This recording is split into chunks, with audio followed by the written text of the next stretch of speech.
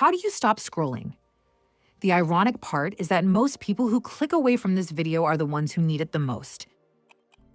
If I followed the usual formula of fast-paced editing and quick tips,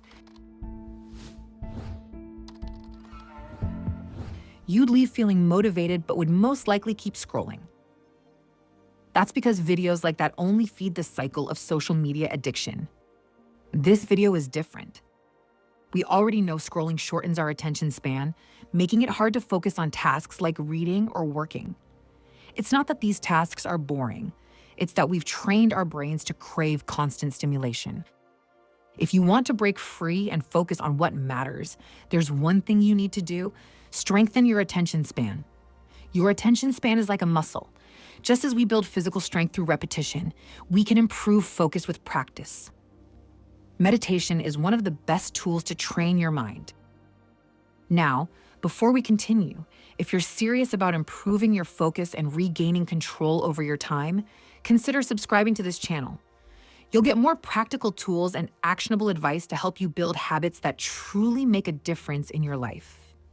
Here's a challenge. Don't multitask while watching this video. Don't scroll. Don't open another tab. Just focus entirely on my voice. It's not easy. Your brain will tell you there's something more entertaining elsewhere, but resisting that urge is how you begin to reclaim control over your focus. Meditation can help you build that control. Find a quiet spot, sit comfortably, and focus on your breath for just 3 minutes each morning.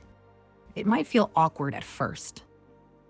When I started, I struggled to sit still for even 3 minutes. But with consistency, I improved. Now I can meditate for 20 minutes, and it has completely transformed my ability to focus and achieve my goals. Start small. Meditate for 3 minutes a day, ideally in the morning.